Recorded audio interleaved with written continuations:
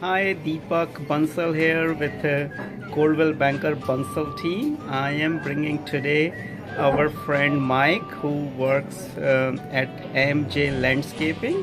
He is our local landscaper living in Manville and all the Somerset and Middlesex counties. So I'm just going to introduce him and hi, Mike.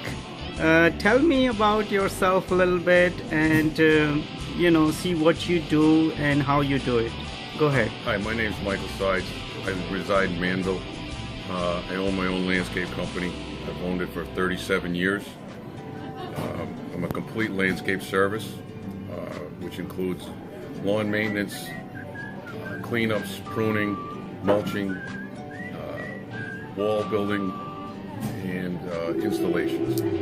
Mike, if I ask you a few questions, is that okay with you? That's fine, sir. Okay. Could you tell me a little bit about the pruning the bushes, what season and what time you should do it, so my viewers have some idea? My advice is you should prune twice a year. The first one in the spring should be done by Memorial Day. And the second pruning is the fall pruning, which to me is the most important. Should be done anytime after Labor Day. Okay. And what time is the best time to fertilize?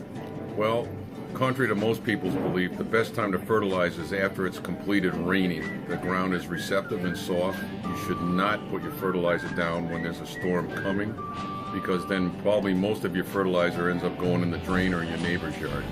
That's a great information, Mike. How about the grass cut? People, a lot of people do their own grass cut. So, as a professional landscaper, how do you recommend cutting their grass and at what level or inches? As far as lawn maintenance, number one, the first and foremost, you need a sharp blade.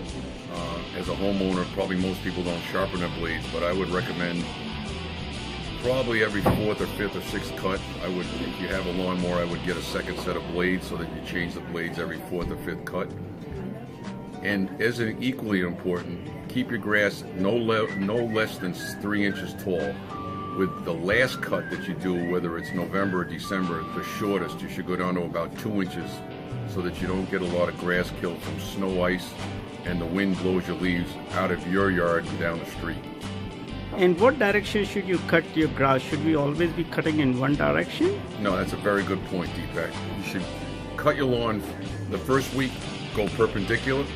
Second week, go horizontal. Third week, go left to right 45. Fourth week, go right to left 45. And then after 4 weeks, just start back over again. You change the direction of your cut so the grass will always stay straight and not just fall in one direction. That's a great point. And what about the cleanups? We have this question come up in the spring and the fall cleanups. Well, there should be two cleanups, spring cleanup, but to me the most important one is the fall. As far as leaves, I recommend that you do several small ones as far as leaves, because if, like this year, we got an early snow, and if you wait for all the leaves to fall, now you're trapped and your lawn will die because you got too many leaves.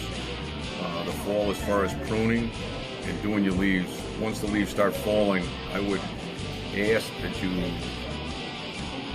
pay a little attention to your lawn. It's better for you and better for the lawn if you take some leaves away weekly. That's a great point.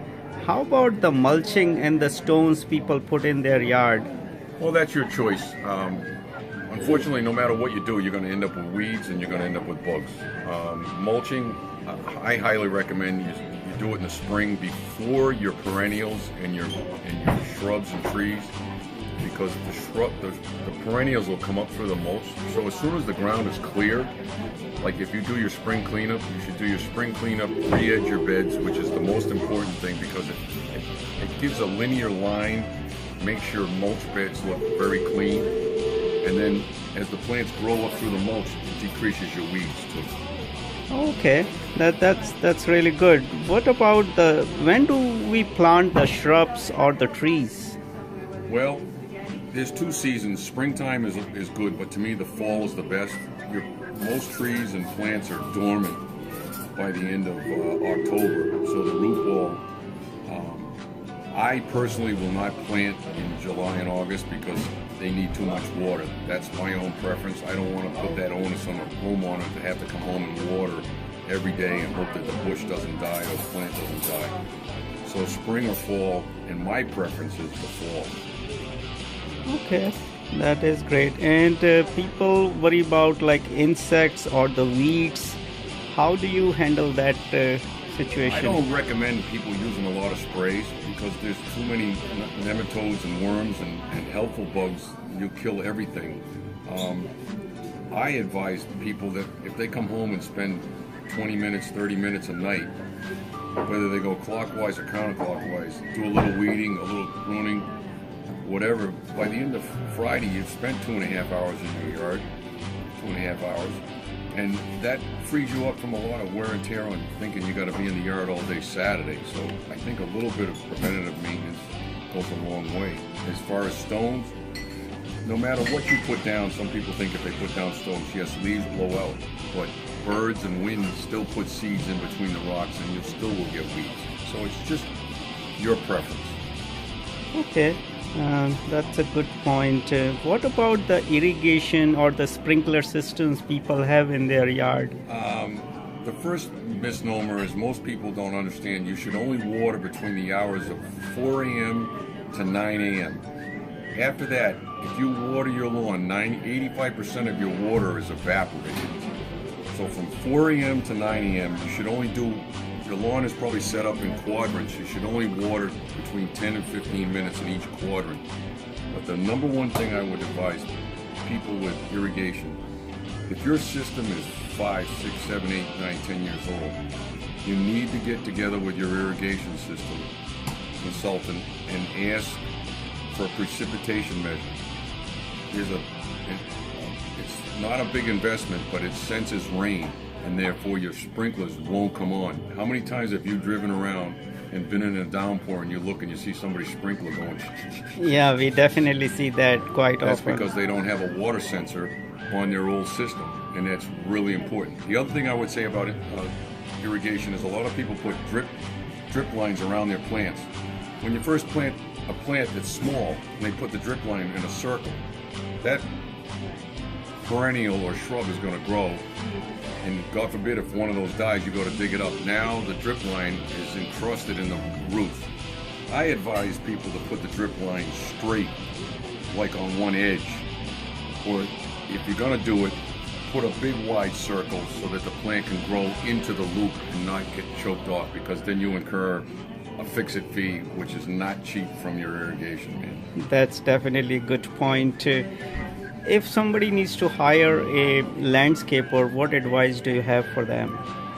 My advice is usually by word of mouth. I would ask a couple of your neighbors if you know somebody. I would also go to a local garden center or Agway, or you go to the Yellow Pages, but I would always advise you just do your homework.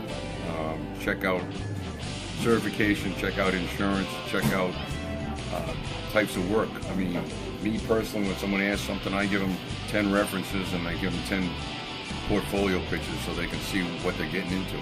Definitely, that's really great point. Mike, do you mind sharing your number if someone has advice at this time of the year, any particular situation they have? Absolutely. My business line is 908-707-9197. Okay, that's wonderful. And do you have an email that if they need some question they can ask you? Yeah, the email is escape, ESCAPE 123 at hotmail.com. Okay, that's wonderful, Mike. Thank you so much for your time, and thank you for sharing your knowledge with our viewers, and hope to see you again. Thank you.